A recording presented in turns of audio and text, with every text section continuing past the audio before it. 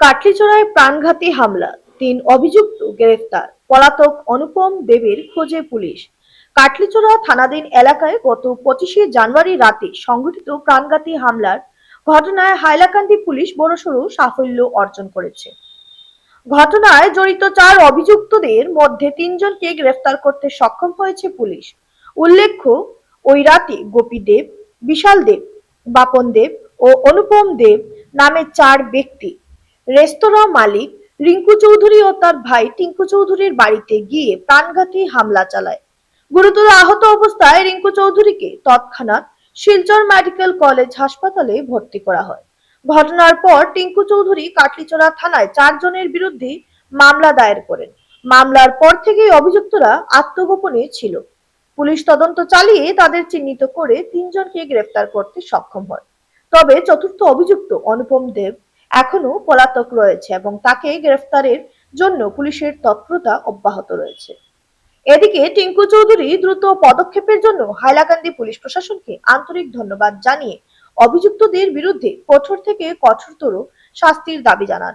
অন্যদিকে আজ জেলা আদালতে এই 3 অভিযুক্তকে পেশ করা হবে বলে পুলিশি সূত্রে জানা গেছে। আমার ভাইয়ের উপরে হামলা করেছিল 25 জানুয়ারি রাত্রেবেলা। আমার বাড়িতে গিয়ে আমার ভাইকে মারধর করেছিল, মারধরকে দা দিয়ে কাটাকাটি করেছিল।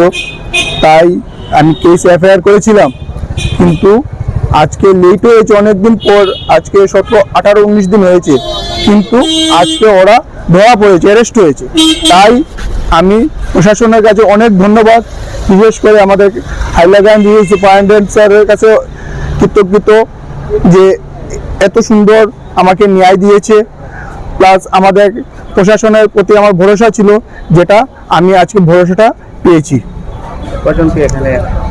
তাই সবার কাছে আমার ধন্যবাদ জানাই যে আমাকে ন্যায়টা যেতে আমি পেয়েছি। সেটা শুধু বলতে পারি না, আমি তো 4 জনের কথা বলেছিলাম, 3 জন এখন অ্যারেস্ট হয়ে, গোপীদেব, বিশাল দেব, বাপ্পন দেব অ্যারেস্ট হয়েছে শুনেছি। অনুপম হয়েছে কিনা হয়েছে সেটা বলতে পারি না আমি, কিন্তু আমি যতটুকু জানি আমি সেটাই বলছি। প্রশাসনের কাছে অনেক ধন্যবাদ যে আমাকে ন্যায় দিচ্ছে, ন্যায় দিয়ে যাবে। ঘটনাটা কবে হয়েছিল? 25 জানুয়ারি রাত্রেবেলা।